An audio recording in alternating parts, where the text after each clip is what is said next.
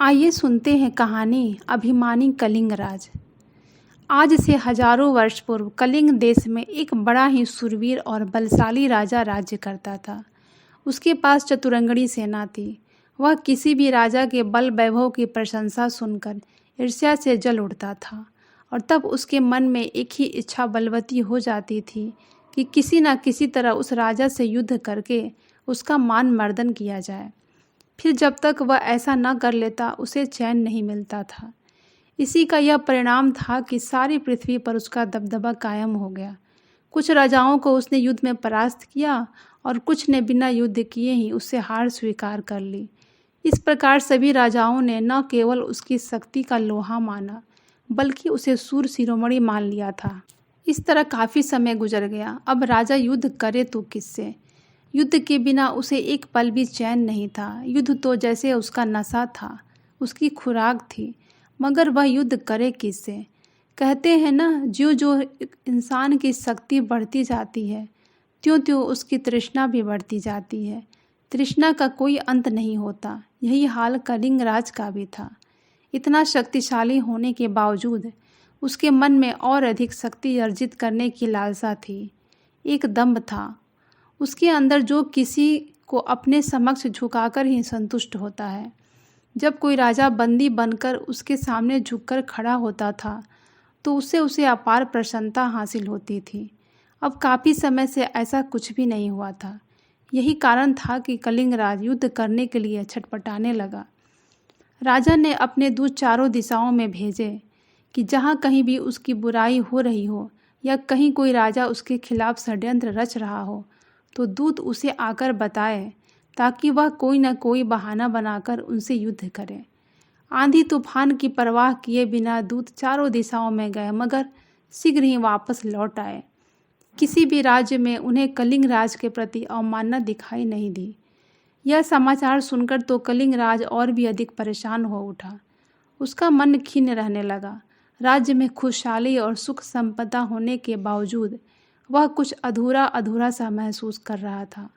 अंत में जब उसकी व्याकुलता चरम सीमा पर जा पहुंची तो उसने अपने मंत्रियों की एक सभा बुलाई और बोला, मंत्रीगणों, हम इस प्रकार खाली बैठे बैठे उकता गए हैं। हम युद्ध चाहते हैं, युद्ध, किंतु युद्ध करे किससे? क्या तुम लोग कोई ऐसी युक्ति नहीं निकाल सकते कि हमें किसी राजा से युद्ध करने का शीघ्र ही अवसर मिले? महाराज, महामंत्री ने कहा, युद्ध करने का कोई कारण होता है, किंतु यहाँ आसपास तो क्या दूर दराज के राज्यों के राजा भी आपके बाहुबल का लोहा मानते हैं और आपका नाम सुनकर ही नतमस्तक हो जाते हैं। नीति के अनुसार तो आपकी शक्ति का बिना युद्ध किए ही लोहा मानते हैं तथा जो आपके समक्ष स्वयं को तुच्छ समझते हैं उनसे अकारण युद्ध करना न्याय संगत नहीं है। इस प्रकार आपकी अपकीर्ति होगी। तो आप ही बताएं महामंत्री कि हम क्या करें?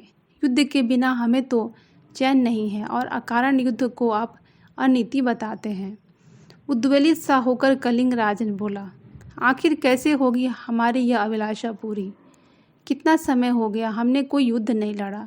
आखिर कब तक हम हाथ पर हाथ धरे बैठे रहें? क्या आप लोग युद्ध के लिए कोई कारण उत्पन्न नहीं कर सकते? युद्ध की परिस्थितियां उत्पन्न करने का एक ही उपाय है महाराज, एक मंत्री ने कहा। क्या क्या उपाय है अमात्य? शीघ्र बताओ। महाराज, आपकी कन्याएं अद्वितीय सुंदरियां हैं। बड़े बड़े राज्यों की इच्छा है कि आपकी पुत्रियों से विवाह करके आपसे संबंध बनाए, किंतु आपके डर के कारण कोई ऐसी इच्छा मुख से प्रकट नहीं करता। अतः आप राजकुमारियों को रथ में बैठाकर रथ के चारों ओर एक पर्दा डलवा दें और सारथी से कहें कि वह रथ को लेकर सभी राज्यों में घूमे तथा साथ ही साथ एक व्यक्ति यह मुनादी करता चले कि जो भी सच्चा मर्द हो वह कलिंग की कुमारियों को अपनी पत्नी बना सकता है, किंतु अपनी पौरुषता का परिचय देने के लिए उसे कलिंग राज से युद्ध करना होगा। मेरा ख्याल है कि इस लालच में कोई न कोई मूर्ख राजा अवश्य आपसे युद्ध करने को तैयार हो जाएगा। वाह, यह युक्ति तो अच्छी है, पर हम किसी निर्बल को ललकार कर युद्ध करने का दोष भी नहीं लगेगा और हमारे युद्ध करने की लालसा भी पूर्ण हो जाएगी। कलिंग राज प्रसन्नता से भर उठा। महामंत्री, आप कल ही राजकुमारियों को देशाटन के लिए भेजें। फिर दूसरे दिन ही कलिंग की राजकुमारियों को रथ में बैठाकर देशाटन के लिए रवाना कर दिया गया। राजकुमारियों के साथ सेना की एक टुकड़ी और राज्य के कुछ प्रमुख पदाधिकारी भी चल दिए। वे हर राज्य में जाकर मुनादी करते, लेकिन किसी भी राजा ने कलिंग राज की शर्त पर उन कुमारियों का हाथ थामने की चेष्टा नहीं की। भला कलिंग राज जैसे बलशाली राजा से युद्ध का खतरा कौन मोल लेता। समस्त जम्बू द्वीप का चक्कर लगाकर कलिंग कुमारियों का रथ अस्सक राज्य की ओर बढ़ने लगा।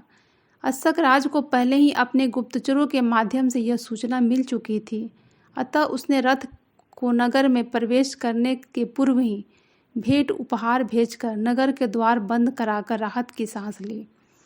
राजा द्वारा इस प्रकार भयभीत होकर भेंट उपहार भेजना और द्वार बंद करा देना उसके मंत्री नंदी सेन को बहुत बुरा लगा। कलिंग राज की पौरुषत्व की घोषणा ने उसे और भी अधिक विचलित कर दिया था। वह अस्सक राज से बोला, महाराज, पौरुषहीनता का कलंक लेकर जीने से तो युद्ध क्षेत्र में पुरुषार्थ दिखाते हुए वीर गति को प्राप्त हो जाना कहीं अधिक सम्मान की बात है। मेरा अनुरोध है कि आप उन कुमारियों को ससम्मान राजमहल में बुलाकर कलिंग राज की चुनौती स्वीकार करें, ताकि उन्हें मालूम हो कि यह धरती पुरुषार्थियों से शून्य नहीं हो गई। यदि आप विजयी रहे तो पूरे संसार में आपकी वीरता का डंका बजेगा, और यदि हमारी पराजय हुई तब भी हम स्वाभिमानी मर्द तो कहलाएंगे। युद्ध में पराजय अलग बात है, किंतु वरण होने के लिए द्वार पर आई कुमारियों को वापस लौटाना तो घोर अपकीर्ति और अपमान की बात है। अपने मंत्री की बातें सुनकर राजा अत्यधिक प्रभावित हुआ और उसका पौरुष भी जाग उठा। उसने तत्काल ही कुमारियों को आदर सहित महल में बुलवा लिया। तत्पश्चात कलिंग राज को इसकी सूचना भिजवा दी गई। कलिंग राज तो युद्ध के लिए छटपटा ही रहा था, अतः यह सूचना पाते ही उसने अपनी चतुरंगड़ी सेना तैयार की और युद्ध के लिए चल दिया। उसकी सेना गरजती और चारों ओर धूल के गुब्बार उड़ाती हुई जब इस राज्य की सीमा के पास पहुंची, तो नंदी सेन ने अपने दूत द्वारा कलिंग राज के पास प्रस्ताव भेजा कि दोनों दलों को अपनी अपनी सीमा में रहकर बीच के मैदान में युद्ध करना चाहिए। कलिंग राज ने इसे मानकर वहीं अपनी सेना का पड़ाव डाल दिया। युद्धभूमि के पास ही एक तपस्वी महात्मा की कुटी थी। एक दिन कलिंग राज वेश बदलकर महात्मा जी से मिला। उसने उससे युद्ध के संबंध में भविष्यवाणी करने की प्रार्थना की। हालांकि वह युद्ध के प्रति अस्वस्थ था कि विजय उसकी ही होगी, किंतु वह और अधिक अस्वस्थ होना चाहता था। महात्मा जी उस समय इस संबंध में कुछ नहीं बता सके। उन्होंने कलिंग राज को दूसरे दिन आने को कहा। वह चला गया। रात में महात्मा ने इंद्र को बुलाकर पूछा, देव, भावी युद्ध में किसकी विजय होगी और जीतने तथा हारने वालों की ओर से क्या क्या लक्षण प्रकट होंगे। इंद्र भावी युद्ध का परिणाम बताकर चले गए। दूसरे दिन कलिंग राज गुप्त वेश में अपने प्रश्न का उत्तर पूछने फिर आया। महात्मा जी ने सहज भाव से कहा, इस युद्ध में कलिंग राज की विजय होगी और अस्सक राज की पराजय। महात्मा जी के इतना कहते ही कलिंग राज हर्ष से उछल पड़ा। वह बिना और कुछ पूछे ही वहां से लौट आया। अपने डेरे पर पहुंचते ही उसने इस भविष्यवाणी का प्रचार करना शुरू कर दिया। होते होते यह बात अस्सक राज के कानों तक पहुंची। वह पहले ही डरा हुआ था। इस बात को सुनकर तो बिल्कुल अधमरा ही हो गया। अस्सक राज का मनोबल भले ही टूट रहा था, किंतु उसका मंत्री ऐसी बातों में आकर हिम्मत हारने वाला नहीं था। मन ही मन उसने दृढ़ निश्चय कर रखा था कि चाहे कुछ भी हो, इस बार कलिंग राज को पराजित अवश्य करना है।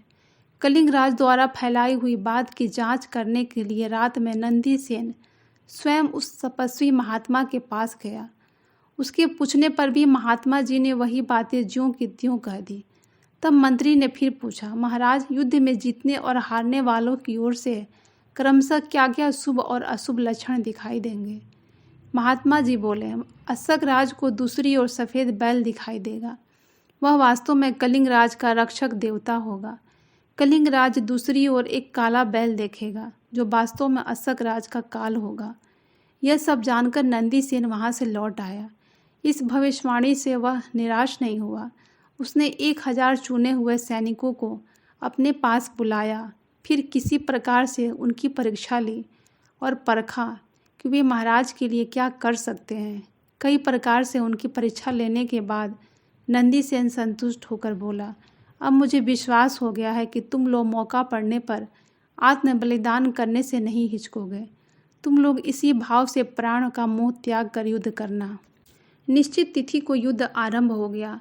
कलिंग राज भविष्यवाणी पर पूरा विश्वास करके पहले से ही अपनी जीत मान बैठा था, इसलिए उसने विजय के लिए कोई विशेष उद्यम नहीं किया, जबकि अशक राज अपने बचाव के लिए पूरी शक्ति से युद्ध कर रहा था।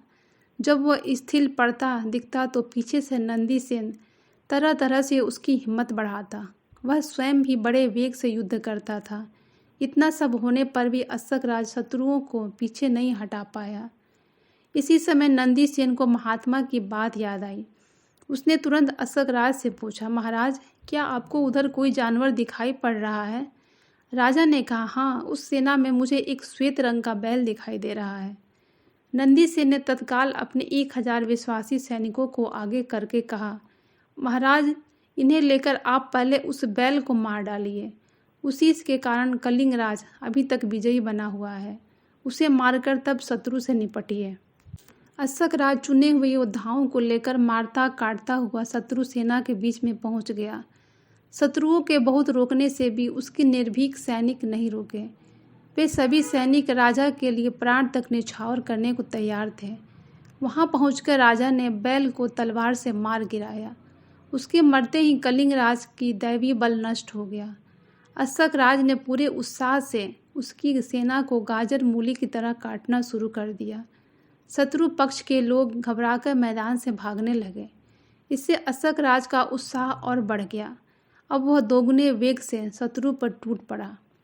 कलिंग राज की हार होने लगी। कलिंग राज का विजय स्वप्न मिथ्या हो गया। वह युद्ध से प्राण बचाकर भाग खड़ा हुआ।